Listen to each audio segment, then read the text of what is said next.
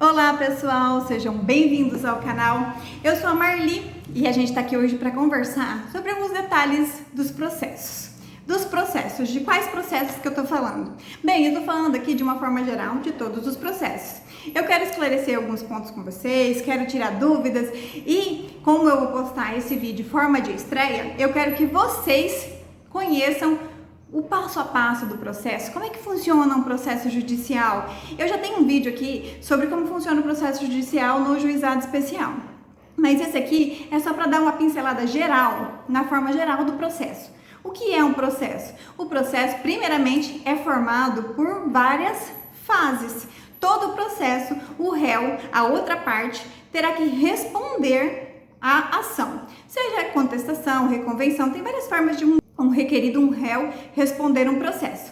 Mas todos os processos têm a ampla defesa e o contraditório. Por quê? Porque isso é um termo constitucional. E por ser uma questão constitucional, todos os processos respeitam a mesma ordem. Ou seja, qual é a ordem? Foi ajuizada a ação, o juiz recebeu, verificou se vai ter ou não vai ter audiência de antemão, se tem liminar ou não liminar. O que é liminar? É quando tem algum pedido de urgência que não pode esperar o fim do processo.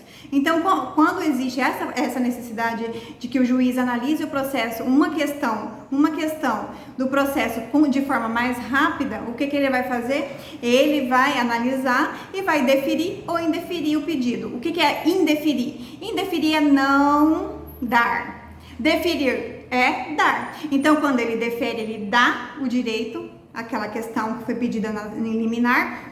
E quando ele indefere, ele não dá. Ele fala assim: eu não vou conceder a liminar para você, ou não vou conceder a tutela de emergência para você, porque eu preciso averiguar melhor os fatos.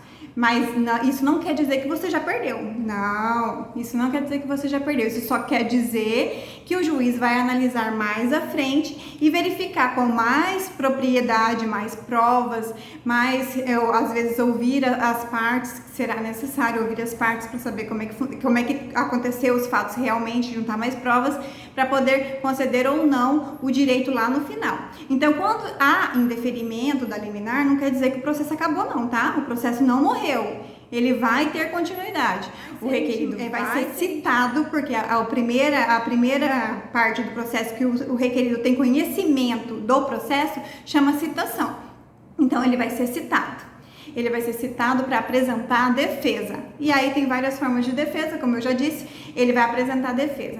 A regra é que seja 15 dias para particulares, ou seja, empresa, pessoa física, pessoa jurídica que não seja de direito público. Agora, se for pessoa de direito público, a regra é que eles tenham 30 dias úteis, e todos esses prazos são úteis, 30 dias úteis para apresentar a defesa após a citação.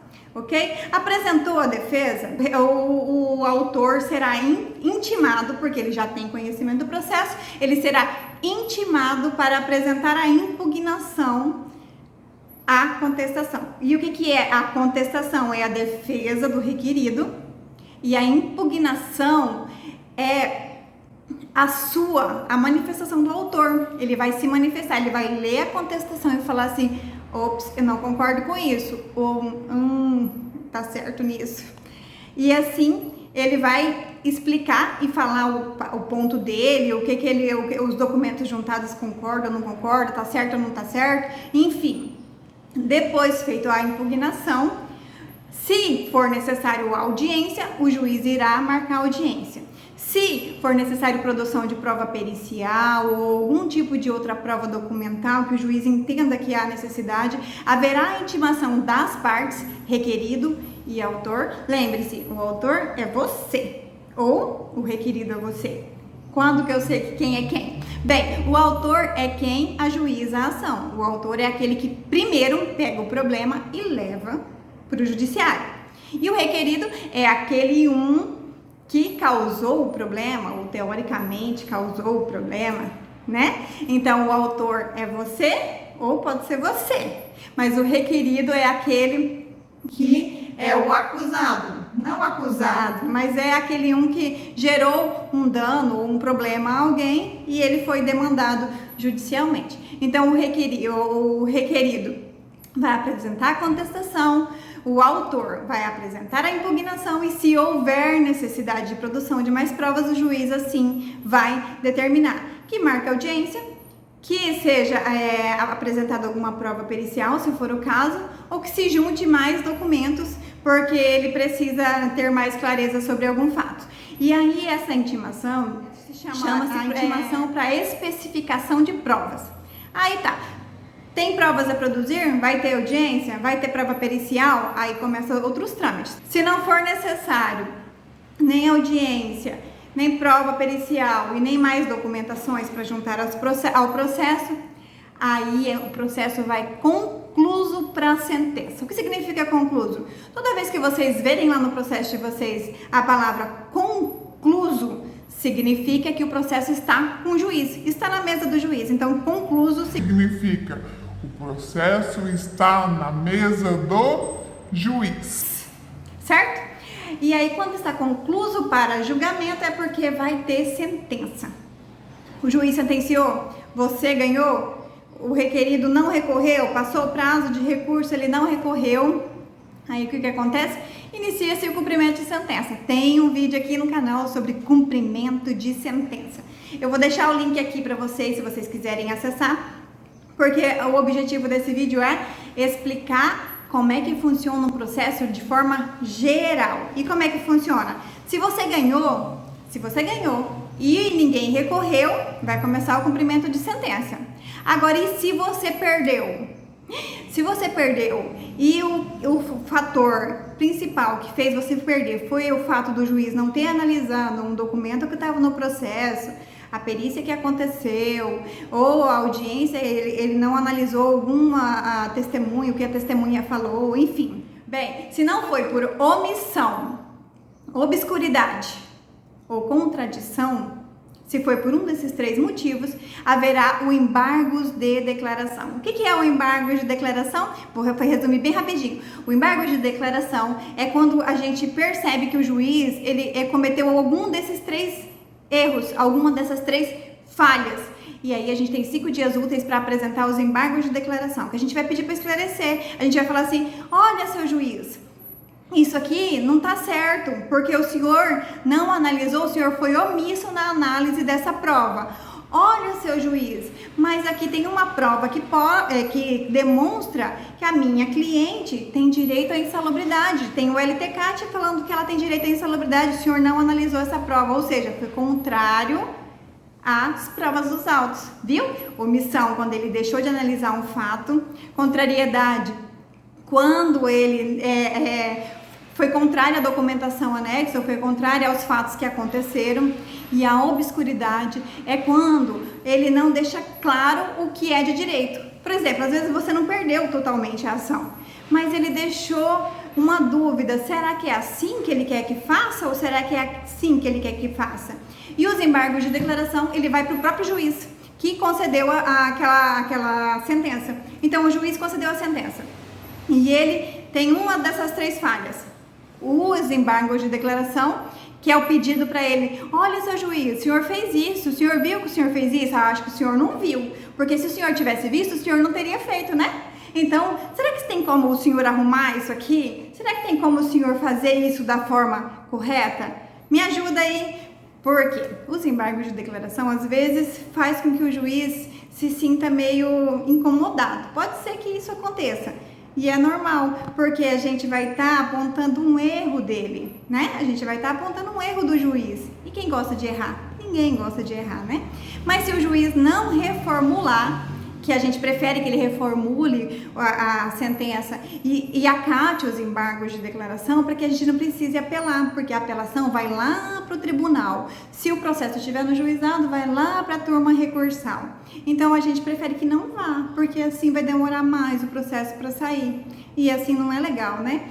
Se o processo demora para sair, a gente fica mais tempo sem saber se a gente vai conseguir ter aquele direito ou não ter aquele direito.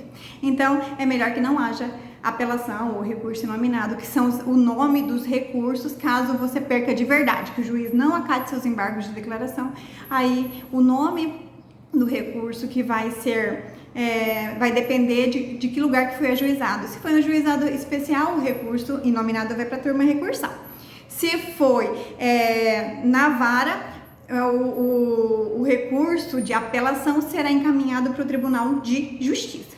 E se for na Justiça do Trabalho, vai para o Tribunal Regional do Trabalho. Entendido? E se foi na Justiça Federal, já esquecendo, e se foi na Justiça Federal que a sua ação foi ajuizada, aí vai para o Tribunal Regional Federal. Então, assim, são várias justiças, né? Vai depender do seu tipo de problema, vai depender de quem é o réu, o requerido no processo, para saber qual justiça, qual lugar que você vai. A gente tem várias nuances, assim, que a gente precisa saber. Mas como eu tô aqui só para fazer um resumo do que é um processo, de como funciona um processo de forma bem ampla, aí eu vou explicar assim, bem superficial. Mas se vocês quiserem mais detalhes, explicar como é que funciona um processo na vara da fazenda, como é que funciona um processo na vara de família, como é que funciona um processo na vara trabalhista, aí vocês deixem aqui nos comentários que eu faço um vídeo específico para cada justiça. Mas se vocês não comentarem, eu vou entender que vocês já entenderam que esse vídeo já foi suficiente para vocês, para ter essa noção de como funciona um processo judicial.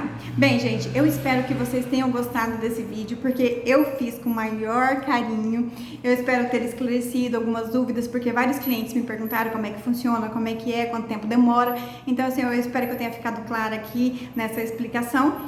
E se eu não fiquei, deixem aqui nos comentários, falando, olha, doutora, isso aqui não ficou claro. Olha que isso aqui é assim. Eu não concordo com isso. Será que é desse jeito que funciona?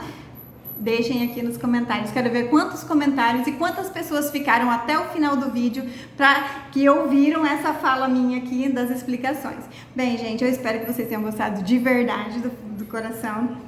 E se você ficou alguma dúvida, deixa aqui nos comentários. Se inscrevam no canal, não se esqueçam de se inscrever no canal, porque assim o YouTube entende que o meu conteúdo é interessante e divulga para mais pessoas.